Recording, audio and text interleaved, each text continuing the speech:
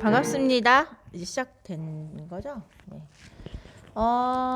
오늘 4월 넷째 주에 처음으로 규태네 제일 먼저 들어왔네요. 환영합니다. 오늘 밤에 아침에 또 비가 와가지고 땅이 많이 젖어 있었는데 그래도 이렇게 예배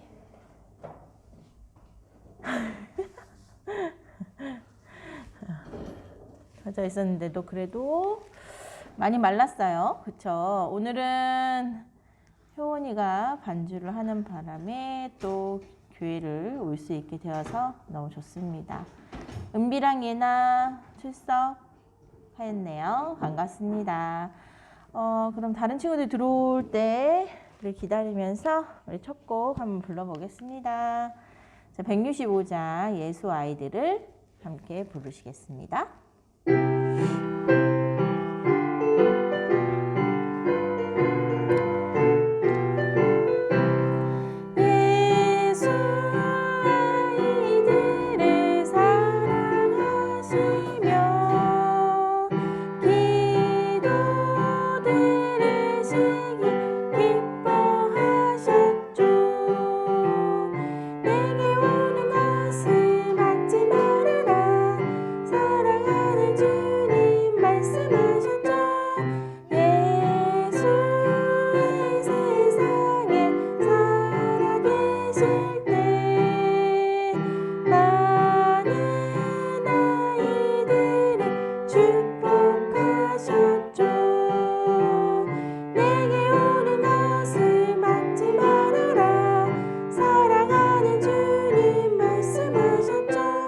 간주하고 3절 부를게요. 3절 예수 아이들을 사랑하셔서 우리 지은 죄를 용서하셔요. 내게 오는 것을 막지 말아라. 사랑하는 주님 말씀하셨죠. 또 노래 부른 사이에 우리 하늘이 출석했고 지성수 또 환영합니다. 여기는 은수랑 사랑이 남매랑 효원이 교원이 자매가 여기 와 있습니다. 우리 이 노래가 성경절에 제일 아이를 예수님이 아이들한테 얘기했던 제자들이 오지 말라고 너는 예배 시간에 방해된다고 했을 때 예수님이 하셨던 말씀이시죠. 자, 우리 그러면 1절만 더 한번 불러볼까요? 네, 준이, 박준이 가족도 환영합니다.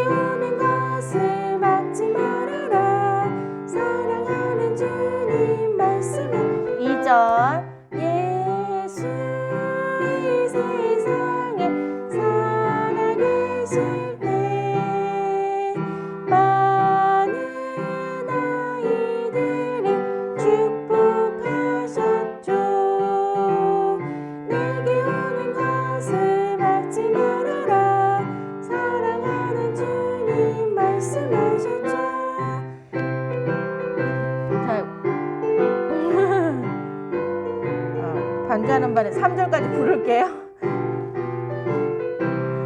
예수 아이들을 사랑하셔서 우리 지은 죄를 용서하셔요. 내게 오는 것을 막지 말아라. 사랑하는 주님 말씀하셨죠. 네, 반주자가 시뮬레이션으로만 계속 하고 있기 때문에 갑작스러운 주문에는 반응하지 못하고 있습니다. 자, 그럼 우리 116장 부르신 후에 예배 시작하도록 하겠습니다.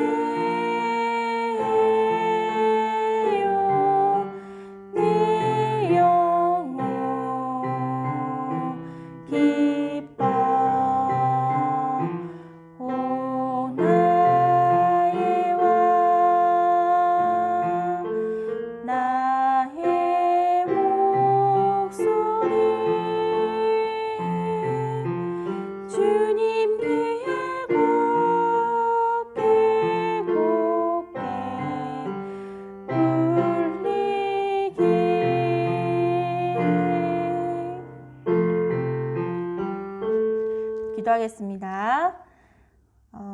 사랑의 하나님, 한 주 속에서 우리를 지켜 돌봐주시고 이렇게 안식일을 주셔서 감사합니다. 비온 뒤라서 맑은 공기 주셔서 너무 감사드립니다. 또 코로나라는 이 무서운 시기 속에서도 저희를 지켜 돌봐주시고 안전하게 살아갈 수 있게 해주셔서 너무 감사드립니다. 지금은 금요 예배의 말씀을 듣고자 합니다. 시작하는 시간이 오니 마치는 시간까지 주님께서 저희를 돌봐주시고 은혜 속에서 말씀 잘 들을 수 있고 잘 이해할 수 있는 우리 모두가 될 수 있게 도와주세요. 이 모든 말씀 예수님 이름으로 기도합니다. 아멘. 네, 오늘 이승진 목사님 말씀 듣도록 하겠습니다.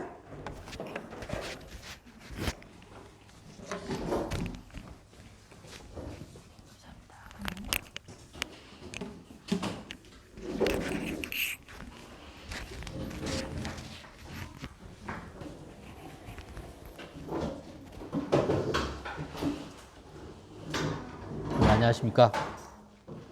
반갑습니다. 자, 우리 현장에도 많은 친구들이 왔습니다. 둘, 넷, 여섯, 여덟, 아홉. 자, 오늘 900명의 용사들이 현장에 함께하고 있습니다. 이번에는 우리 900명의 용사들이 이렇게 또 설교 노트를 또 다 준비해 왔습니다. 역시 너무너무 순종을 잘하는 우리 친구들입니다. 자, 그리고 지금 우리 온라인으로는요, 아까 우리 지우까지 환영해드렸죠?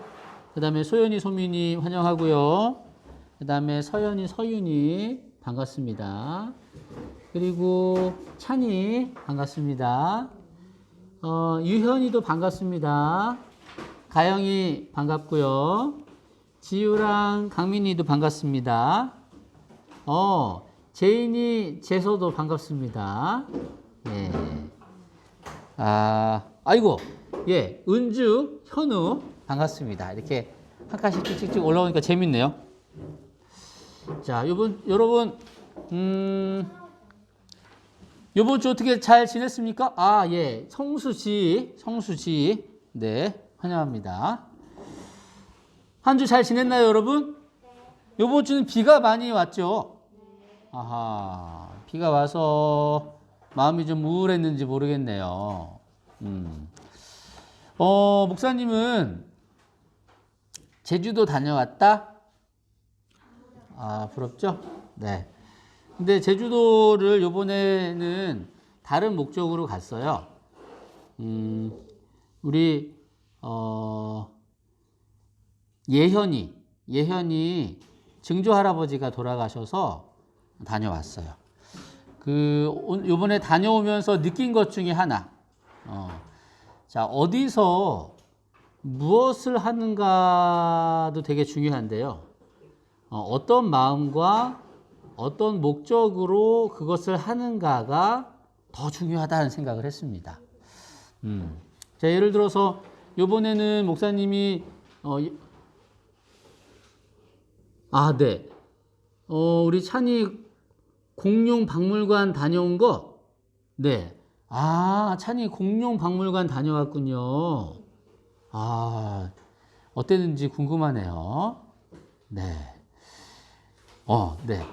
우리가 어떤 마음으로 어떤 목적으로 하는가가 되게 중요한 것이 목사님이 제주도에 이렇게 위로해 드리고 또 함께 슬픔을 나누기 위해서 갔어요. 그래서 다른 것들은 잘 보지 못했어요. 여기가 제주도인지 서울인지 어딘지 잘 모르겠었어요. 그러니까 이것은 반대로 말하면, 다른 각도로 말하면 여러분들이 힘들고 어려운 환경에서도 어떠한 마음과 어떠한 목적으로 하느냐에 따라서 힘들고 어려운 환경이 기쁨과 희망의 환경과 희망의 상황이 될 수 있다라는 것을 여러분들이랑 함께 나누고 싶었어요. 그래서 비가 오고 혹시 여러분들의 공부나 여러분들의 삶이 힘들지라도 우리의 목표는 하늘로 가는 사람들로서 하늘을 바라보고 항상 최고의 것을 주시는 하나님께 감사하면서 생활하면 현재 상황이 어떨지라도 내 삶이 행복할 수 있다는 것입니다. 우리 가윤이랑 종윤이 환영하고요. 현성이, 네, 우리 네, 준성이 환영합니다. 현성이 여기 네, 현성아, 너 현성이 말고 우리 아가 현성이가 있거든. 우리 윤현성, 현성이 출석한다고 되어 있고 그 바로 밑에 이제 준성이 출석한다고 되어 있어서 착각했습니다. 네, 이 현성이란 이름이 좋은가 봐요. 자, 오늘의 말씀은요, 하나님이 쓰시는 사람이라는 제목으로 함께 말씀을 나누려고 합니다. 여러분도 쓰임 받고 싶나요? 누군가에게 쓰임을 받는다는 것, 그러니까 사용된다라는 것은 기분 나쁠 수도 있겠지만, 하나님께 아니면 예를 들어서 대통령에게 쓰임 받는 사람, 어느 날 딱 전화해가지고 신재야, 청와대로 오길 바란다. 우리 문재인 대통령이 재하를 딱 불러가지고 제가 이제 지금은 이제 초등학생이지만 어른이 된 재하한테 딱 신재하 씨, 나를 위해서 이 일을 해줬으면 좋겠습니다. 그러면 재하는 너무너무 행복하겠죠. 다른 사람들한테도 막 자랑하겠죠. 야, 나 어디서 일하는지 알아? 청와대에서 일해. 나 문재인 대통령이 불러주셨어. 자랑하면서 아주 그냥 자신 있게 일할 수 있겠죠. 네. 근데 대통령에게 쓰임 받는 것도 그렇게 자랑스럽고 행복한 일인데 하나님께 쓰임 받는다는 것은, 온 우주의 왕이신 하나님께 쓰임 받는다는 것은 정말로 행복한 일이에요. 기대되는 일이죠. 자, 그렇다면 하나님께 어떤 사람들이 쓰임 받는지 한번 살펴보겠습니다. 오늘은 첫 번째 마태복음 1장에 요셉이라는 인물이 나옵니다. 자, 예수님이 드디어 태어나셨습니다. 예수님이 언제 태어나셨죠? 정확하게 몇 년에 태어나셨죠? 네? BC. 3년 반? 자, BC가 뭐예요? BC가 무슨 약자예요? 영어로. B.C잖아. B가 뭐야?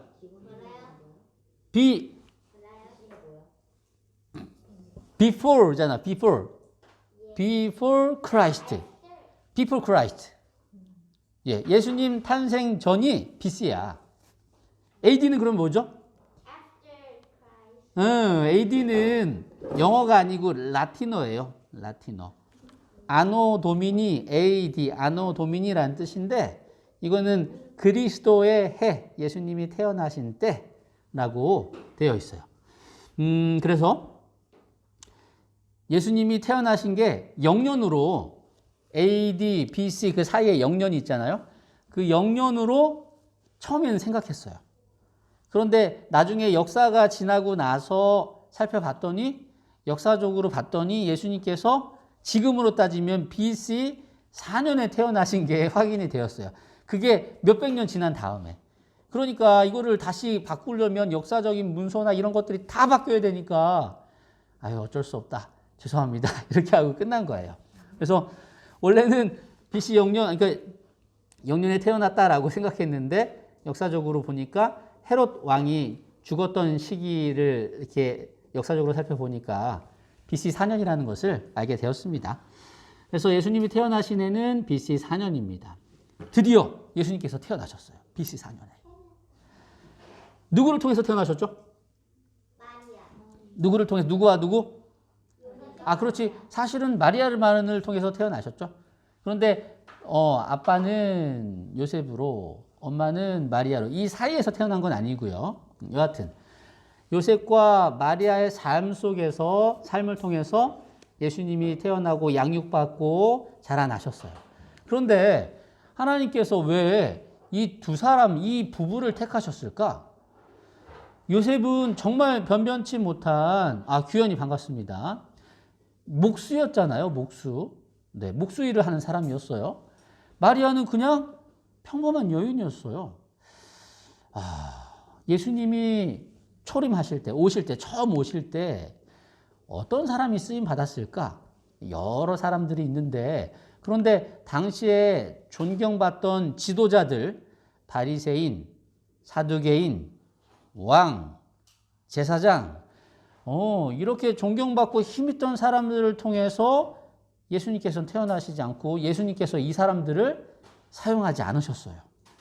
누구를 사용하셨냐면 이 아무런 영향력이 없는 요셉과 마리아를 통해서 예수님이 자라나신 거예요. 그러면 요셉이 도대체 어떤 사람이었길래 하나님께서 이 요셉과 마리아를 사용하셨을까? 요셉에 대한 내용은 많이 나와 있지 않아요. 마태복음 1장에 보면 여기 그의 어머니 마리아가 요셉과 약혼하고, 약혼 뭔지 알죠? 결혼하기 전에 우리는 결혼하겠습니다 하고 약속하는 것을 약혼이라고 해요. 이것은 결혼과 거의 비슷한 거예요. 약혼하고 동거하기 전에, 함께 살기 전에 성령으로 잉태된 것이 나타났더니 그의 남편 요셉은 의로운 사람이라 그를 드러내지 아니하고 가만히 끊고자 하여 이 일을 생각할 때 주의 사자가 현몽하여 꿈에서 나타나서 이르되 다윗의 자손 요셉아 내 아내 마리아 데려오기를 무서워하지 말라 그에게 잉태된 자는 성령으로 된 것이라 라고 기록이 되어 있습니다. 이 내용을 보면 요셉은 의로운 사람이었대요. 어떤 사람이 의로운 사람일까? 어떤 사람이길래 의롭다라고 이야기할까? 여기 있는 내용을 보면 이래요. 자, 마리아와 요셉은 결혼하기로 약속했습니다. 모든 사람들이 그것을 다 알고 있어요. 근데 아직 결혼하기 전입니다. 같이 생활하기 전이에요. 아니, 그런데 이 약혼한 마리아 배가 점점 불러오는 거예요. 아이가 생긴 거예요. 마리아는 이 사실을 알았고요. 그리고 이것이 성령으로 말미암아 잉태된 것이라고 여러 번 요셉에게 설명했을 거예요. 그런데 요셉이 그걸 이해할 수 있을까요? 이 말이 돼요? 지금까지 없었던 일인데, 아니, 점점점 배가 불러오고 나는 이 여인과 함께 생활한 적이 없는데, 근데 이 여인이 이야기하기를, 아닙니다. 저는 어느 누구와도 함께 하지 않았습니다. 성령 하나님께서 아이를 태어나게 생기게 하셨습니다. 말이 안 되잖아요. 정말 이 요셉이 당황스러운 거야. 이거 어떡하지? 만약에 여러분들이 요셉이었다면 어떤 마음이 들었을까요? 여러 가지 부정적인 생각이 들었을 거예요. 배신감, 분노의 감정, 좌절감, 실망스러움.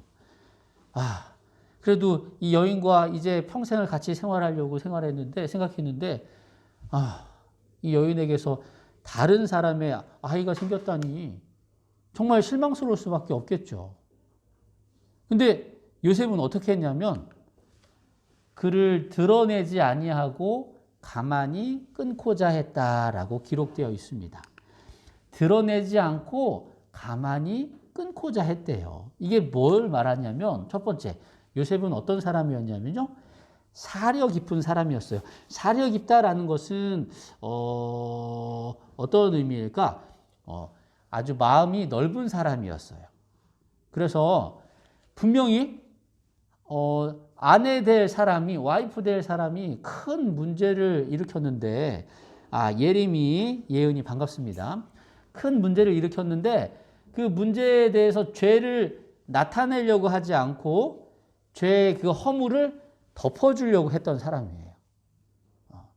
이건 충분히 사람들에게 이야기할 수 있는 거거든요. 아니, 나는 이 여인과 함께 하지 않았는데 저 여인이 다른 사람의 아이를 가졌습니다라고 하면서 비판할 수도 있고 이 사람을 뭐라고 할 수도 있거든요. 그런데 그렇게 하지 않았어요. 드러내지 않고 가만히 덮으려고, 다른 사람들의 허물을 드러내지 않으려고 했었습니다. 또 두 번째, 가만히 끊고자 하여. 얼마나 실망스럽겠어요. 화가 날 수 있겠죠. 여러분 같으면 약속을 어긴 사람들한테 어떻게 하겠습니까? 이 보통 약속이 아닌데. 그런데 감정적으로 행동하지 않았어요. 이성적으로 행동했어요. 여러분들 감정에 좌우될 때가 많이 있죠? 평소에는 얌전하고 평소에는 순종적이고 착하지만 내 감정이 막 화가 났을 때, 막 분노했을 때 참지 못할 그럴 때가 있죠. 근데 요셉은 자기 감정이 아주 분노하고 실망스럽고 화가 난다고 해서 이것을 바로 이렇게 티를 내거나 나타내는 사람이 아니었어요. 가만히 참고 견디고 끊으려고 했어요. 세 번째, 원칙적인 사람이었어요. 요셉은 하나님의 말씀에 순종하는 사람이었기 때문에 부정한 사람과 함께 있을 수 없다고 생각했어요. 그냥 보통 같으면 그냥 눈 감고 같이 있어주지라고 할 수도 있었어요. 그런데 분명히 나는 결백하고 이 여인이 의심스럽고 이 여인이 잘못한 것을 알기 때문에 그러려고 끊으려고 했던 것이죠. 죄와 멀어지려고, 죄와는 함께 할 수 없다라는 그 원칙을 지키려고 노력했던 사람이었습니다. 그런데 이런 감정, 부정적인 감정이 많았지만 이렇게 조용히 가만히 끊으려고 하자, 아마 그날 밤이었을까요? 꿈에서 이렇게 천사가 이야기하는 것입니다.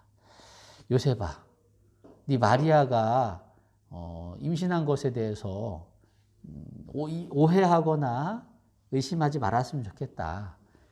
마리아가 이야기한 대로 성령으로 생긴 아이야. 이 아이가 태어나면 이름을 예수라고 하라. 예수가 무슨 뜻인지 알지? 자기 백성을 그들의 죄에서 구원할 자라는 뜻이야. 너희들을 죄에서 구원할 자가 바로 태어나실 분이야. 그러니까 이름을 예수라고 하거라. 라고 기록을 꿈에서 들었습니다. 그리고 나서 잠에서 깼죠. 잠에서 깨서 일어나서 주의 사자의 분부대로 행했다. 바로 일어나서 그것을 그대로 실행한 거예요. 가가지고 아내를 데리고 왔습니다. 그리고 아들을 낳기까지 동침하지 않고 아들이 태어나니까 이름을 예수라고 했어요. 보면은 여기에 빨간 글씨를 보면은 명령이에요. 명령. 천사가 이야기합니다. 데려오기를 무서워하지 말거라. 데려와라 바로.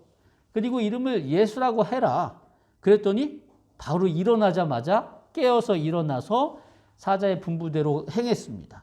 데리고 왔고 이름을 예수라고 붙입니다. 자, 요셉은요 순종적인 사람이에요. 데려오라. 이름을 예수라 하라. 그랬더니 그대로 순종했던 사람입니다. 이 요셉은 예수님의 아버지의 역할을 했던 이 요셉은 성경에 많이 등장하지 않습니다. 딱 한 5장면 정도 등장할까요? 보면은 처음에 그렇게 이야기를 듣고 등장했죠. 그 다음에 호적 조사를 위해서 베들레헴으로 가는 장면이 나오고요. 그리고 여러분 잘 알다시피 베들레헴의 마구간에서 예수님이 태어나시게 되죠. 그때도 요셉이 같이 있었습니다. 그리고 천사의 명령으로 그 베들레헴에 있다가 이집트로 피신하죠. 헤롯 왕이 그 지역에 있는 아이들을 다 죽이려고 해가지고 밤에 자고 있는데 꿈에서 천사가 나타나서 얼른 피하라라고 해서 당장 바로 순종해서 피해서 예수님을 살릴 수 있었죠. 그리고 이집트에서 헤롯 왕이 죽기까지 몇 년인지 모르겠어요. 몇 년 동안 생활하다가 이제 나사렛으로 돌아가는 모습이 등장하고요. 그리고 나서 이제 그 다음에는 안 나오다가 이제 예수님께서 12살이 되셨을 때 처음으로 성전 방문하셨을 때 여러분 기억나시죠? 방문하고 6월절 끝나고 나서 돌아오는데 하루 지나고 나서 봤더니 예수님이 사라진 거예요. 엄마는 마리아는 아빠랑 같이 있겠지라고 생각했고 요셉은 엄마랑 같이 있겠지라고 생각해서 하루 종일 여행하다가 즐겁게 친구들 가족들이랑 시간 보내다가 저녁 때 자려고 왔더니 예수님이 사라진 거예요. 놀래가지고 얼마나 놀랬겠어요. 사람들이 예수님 노리는 것 엄마 아빠는 다 알고 있거든요. 헤롯 왕이 죽이려고 했던 것도 기억하고 있고. 그러니까 혹시 이 아들이 어떠한 안 좋은 일을 당하지 않았을까 하면서 막 밤새도록 찾는 거죠. 며칠 만에 찾았어요. 며칠 만에? 3일 만에. 3일 만에 찾았습니다. 어디서? 성전에서. 성전에서 랍비들, 선생님들이랑 성경에 대해서 이야기하는 모습을 딱 보잖아요. 그래서 엄마가 야, 우리가 너 얼마나 찾았는지 알아? 그랬더니 예수님이 제가 제 아버지 집에 있는 줄을 모르셨습니까? 라고 이야기하는 장면. 자, 여기까지가 요셉이 등장하는 장면이에요. 이 다음부터는 요셉이 등장하지 않아요.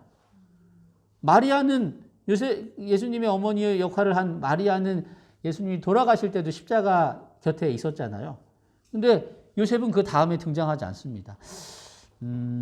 학자들은 예수님이 20살이 되시기 전에 이 요셉은 죽었다라고 생각을 합니다.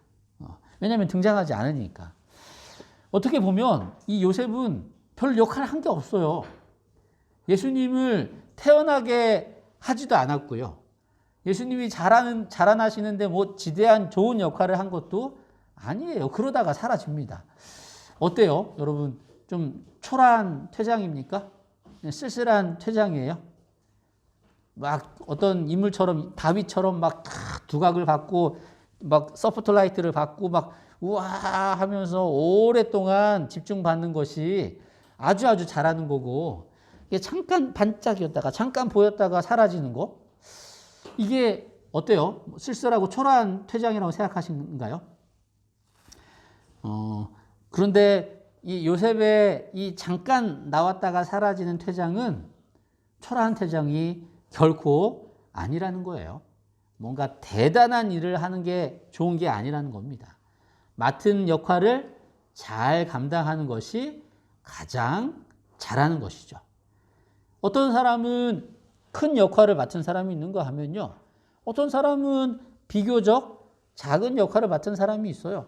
아, 나는 이렇게 작은 역할을 필요 없는데 하나만 하지. 이거 뭐 해? 라고 생각할 수 있지만 이 크고 작은 역할 하나하나가 모여서 전체적인 완전한 그림을 이룰 수 있는 거예요. 그러니까 어느 하나가 빠져서도 안 되고 어느 하나 덜 중요한 게 없다라는 것입니다. 여러분 그 생각을 꼭 마음에 품고 생활하시면 좋겠어요. 아, 내가 학급 회장을 해야지 그래도 하려면. 아이고, 내가 하려면 여기서 리더 정도는 해야지. 물론 의미 있는 역할일 수 있습니다. 그러나 그 역할만이 다가 아니라는 거예요. 그냥 학급의 한 일원으로서, 한 그룹의 한 일원으로서 충실하게 리더의 말에 순종하고 따라가는 것 정말로 중요한 일이에요. 그 역할도 제대로 할 수 있는 사람이 있어야 된다는 것입니다. 각각 특성이 있겠죠. 특성에 따라 하나님께서 사용하실 거예요. 그래서 여러분들이 보시기에 생활하시다가 왜 이런 걸 나한테 시켜? 부끄럽게, 시시하게 그런 생각이 들 수도 있습니다. 그런데 그런 생각이 들 때는 요셉을 떠올려 주세요. 요셉도 그렇게 두각을 나타내지 않고 자그마한 일이었지만 하나님께서 이 요셉을 통해서 일을 하셨고 그리고 그 덕분에 예수님께서 성장하시고 사역을 하실 수 있게 되었다는 것. 작은 일에 충성된 여러분들이 되면 좋겠습니다. 작은 일을 정말 중요한 일이라고 생각하고 최선을 다하는 여러분들이 됐으면 좋겠습니다. 쉽지 않지만 생각해 보세요. 정말 의미 있는 일이에요. 자, 예수님이 탄생하실 때, 예수님이 자라나실 때 쓰임받았던 이 요셉은 어떤 사람이었냐면 마음이 넓은 사람이었고 감정적인 사람이 아니고 이성적인 사람이었고요. 원칙에 충실한, 규칙을 잘 지키는 사람이었어요. 그리고 말씀에 순종하는 사람이었습니다. 예수님이 처음 태어나셔서 초림하셨을 때 쓰임받았던 요셉입니다. 마찬가지로요. 예수님이 재림하시기 전에도 하나님께서는 의로운 사람을 사용하실 거예요. 자, 예수님이 초림하셨죠. BC 4년에 태어나셨습니다. 약 2000년 전에 태어나셔서 사역을 하셨습니다. 그때 태어나기 전에 태어나서 쓰임받았던 사람들 많이 있잖아요. 요셉도 있고요. 그리고 내일 함께 말씀을 나눌 침례 요한도 있고요. 여러 인물들이 있습니다. 그 사람들로 말미암아서 예수님의 사역이 제대로 이루어졌습니다. 마찬가지로 예수님이 다시 오신다고 말씀하셨어요. 이 다시 오실 예수님의 재림을 준비해서 어떤 준비된 사람들로 말미암아서 예수님의 재림이 다가올 것이라는 것. 예수님이 재림하시기 전에도 사람들을 사용하실 거래요. 근데 어떤 사람을 사용하시냐면 의로운 사람을 사용하신대요. 그 의로운 사람이 어떤 사람이냐면 요셉을 보니까 이런 사람들이었어요. 아마 재림 때도 마찬가지가 아닐까요? 예수님이 다시 오실 때도 이러한 의로운 사람들을 하나님께서 사용하시고 그들을 통하여 일을 이루실 것이라는 것입니다. 그러니 저와 여러분이 이렇게 이런 사람이 되면 예수님께 쓰임받게 되겠죠? 네. 한번 조금만 자세히 살펴볼게요. 자, 마음이 넓은 사람, 생각이 깊은 사람, 사려 깊은 사람, 이런 사람이 어떤 사람인가? 다른 사람들의 죄를 드러내지 않고 허물을 덮어주는 사람이죠. 여러분들은 어떤 사람인가요? 다른 사람들이 잘못하고 실수하면 그걸 막 드러내고 하하하 웃고 놀리고 뒤에서 막 뒷담화하고 그러는 사람인가요? 아니면 다른 사람들의 실수를 보고도 못 본 척하고 덮어주고 이해해주고 용기를 주는 사람인가요? 예수님께서 쓰시는 사람은 사려 깊고 생각이 깊은 사람이라는 걸 기억하시기 바랍니다. 두 번째, 이성적인 사람. 감정적으로 일을 처리하지 않는 사람이에요. 요즘 세상에서는 감정에 충실하라고 이야기를 합니다. 물론 이 감정에 충실하라는 표현은 감정 표현을 잘 하라라는 의미일 수도 있는데요. 근데 하나님께서는 성경에서는 네 감정대로 행동해라라고 말씀하지 않으세요. 하나님께서는 감정이 아닌 생각을 하면서 그리고 이성적으로 행동하라고 말씀하세요. 그러니까 여러분 그런 거 있잖아요. 내 감정은 막 이걸 너무 하고 싶어. 그런데 머리에서는 성경 말씀에서는 그거는 아닌 것 같다라고 말씀하시는 게 있어요. 근데 요즘 세상에서 야 감정에 충실해야지 하고 싶은 대로 해 라고 하는 것은 하나님의 뜻이 아니라는 거예요. 하나님의 뜻을 생각하고 내 감정이 다르다면 내 감정을 내려놓고 하나님의 뜻을 따르는 사람, 그런 사람이 이성적인 사람입니다. 우리는 어떤 사람인가요? 여러분들의 감정을 바로바로 나타내는 사람인가요? 아니면 조금 더 생각해서 잘 참고 바르게 표현하는 사람인가요? 목사님도 감정을 잘 조절하지 못할 때가 많이 있는 것 같아요. 그런데 목사님뿐만이 아니고 우리 모두가 감정을 잘 조율할 수 있는 사람이 되어야 되겠다. 그런 사람이 하나님께 쓰임받는 사람이라니까요. 자, 그리고 원칙적인 사람. 네. 원칙이 무엇이냐면 죄는 가까이 하지 않고 멀리 하는 것입니다. 이 원칙이에요. 내가 아무리 하고 싶고 좋아 보이고 그리고 누군가 권유한다 할지라도 그게 아니면 성경에서 배운 바가 아니라면 내 양심에서 하나님께서 그건 아니지라고 메시지를 주신다면 그런 거 있잖아요. 막 두근두근거리고 막 떨리고 막 이거 하고 싶은데 하려면 막 떨리고 이런 것이 하나님께서 주시는 그 양심이라니까요. 하지 말라는 거예요. 그거는. 네. 죄는 가까이 하지 않고 멀리 하려는 사람 하나님께서 사용하십니다. 마지막으로 순종하는 사람입니다. 순종. 즉각 순종이죠. 즉각 순종. 듣고 바로 순종하는 거. 요셉은 듣고 바로 순종했어요. 듣고 바로 아내를 데리고 왔습니다. 그리고 베들레헴에서 듣고 새벽에 일어나서 바로 예수님을 데리고 이집트로 도망갔어요.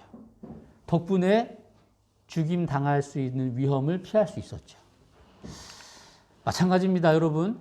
제 예수님께서 재림하시기 전에도 하나님께서는 의로운 사람을 사용하실 것인데 그 의로운 사람은 어떤 사람이냐면 다른 사람들의 죄나 허물을 드러내지 않고 덮어주는 사람이고요. 감정적으로 일을 처리하지 않고 이성적으로 일을 처리하는 사람이고요. 죄는 가까이 하지 않으려고 노력하는 사람이고요. 바로 순종하려는 사람입니다. 어때요? 여러분 이 안에 들어가시나요? 자신 없죠? 자신 없습니다. 이게 다 우리 마음대로 안 되는 것들이에요. 예. 머리로는 다른 사람들 허물 덮어주려는 거, 예. 민망한 장면이 있으면 이렇게 피하고 못 본 척 해주는 거, 당연히 우리 마음에서 그걸 떠올려 주시죠, 하나님께서. 그런데 놀리고 싶고, 더 보고 싶고, 한 게 또 우리들의 마음이지 않습니까? 다른 사람들의 안 좋은 이야기 들었으면 그걸 듣고 오히려 더 좋게 이야기해 주면 좋을 텐데, 그게 맞다는 걸 생각해요. 그런데, 자꾸 이렇게 안 좋은 대로 막 더 안 좋게 이야기하는 우리들의 좋지 않은 본성이 있는 것입니다. 누가 이성적으로 안 하고 싶겠어요? 예, 이성적으로 하고 싶죠. 예? 우리 자녀들한테 화 안 내고 싶습니다. 근데 여러 번 반복하는데 어떻게 해? 감정이 막 올라오는데 어떻게 해? 우리의 힘으로는 할 수 없는 것들입니다. 다. 죄에 가까이 하지 않는 것도 그렇고 순종하는 것도 그렇고. 결국은 어떤 사람이 의로운 사람이냐면 이것을 행하는 사람이 의로운 사람이라고 할 수 있겠지만 이거 모두가 할 수 없기 때문에 이것을 행할 수 있도록 하나님께 의지하는 사람이 의로운 사람인 것 같아요. 다시 한번 말씀드릴게요. 이것을 행하는 사람이 의로운 사람입니다 라고 말하면 이 중에 의로운 사람이 아무도 없어요. 그러나 이것을 이렇게 할 수 있도록 해달라고 하나님께 구하고 하나님께 의지하는 사람, 하나님께 구하고 하나님께 의지하면 하나님께서 이렇게 할 수 있도록 해 주신답니다. 어때요, 여러분? 한번 도전해 보시겠습니까? 여러분들에게, 저에게 부족한 부분 투성이에요. 예. 이걸 우리 힘으로 다 하려면, 아이고, 의롭게 될 수 없을 뿐만 아니고, 그래서 하나님께 쓰임받지 못하고, 예수님의 재림을 준비하지 못하는 사람이 될 수밖에 없습니다. 그러니, 우리가 해야 될 것이 무엇이냐면, 첫 번째, 인정. 내가 할 수 있다? 할 수 없습니다. 누군 하실 수 있으시다? 하나님은 하실 수 있으시다. 그러니 하나님께 구하는 것입니다.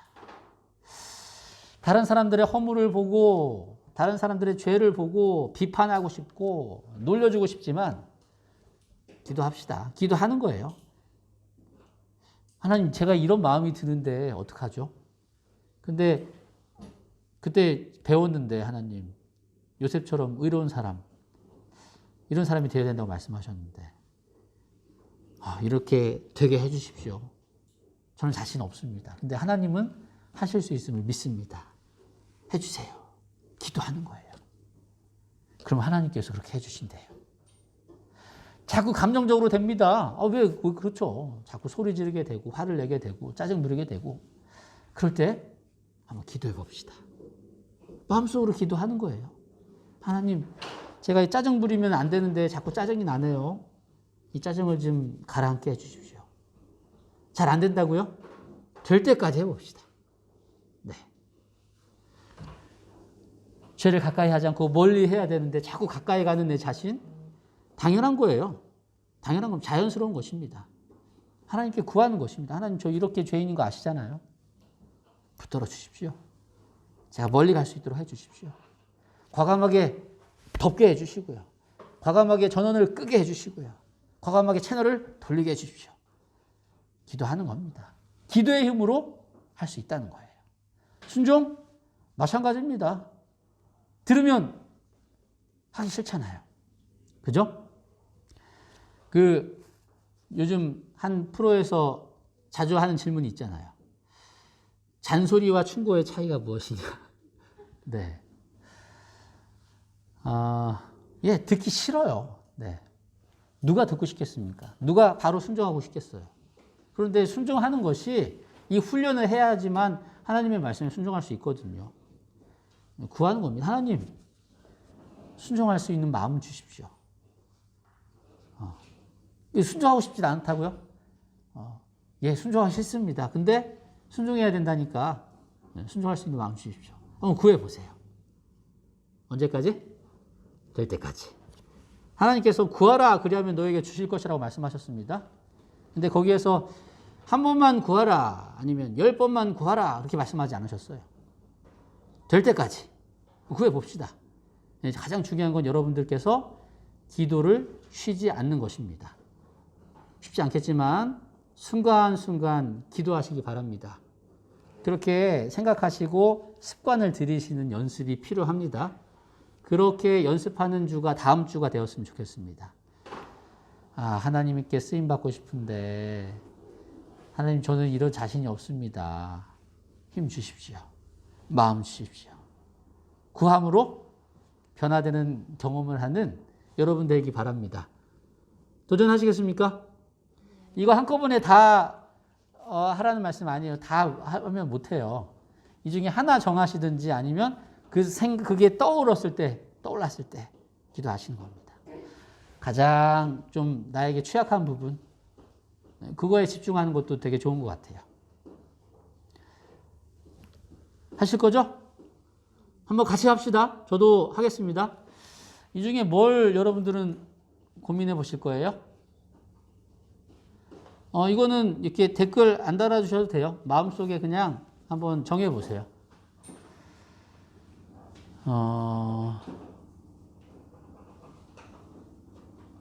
네, 저도 정했습니다. 여러분 정하셨어요? 현석이 정했죠? 현성이 목사님이 현성이 보고 있는데 왜 제아를 봐? 정했죠? 기도하는 거. 네. 자, 예. 아이고. 1번이 맞네요. 1번. 알겠습니다. 응원하겠습니다. 저도 응원해 주세요. 네. 자, 기도하고 오늘 말씀 마무리 짓도록 하겠습니다.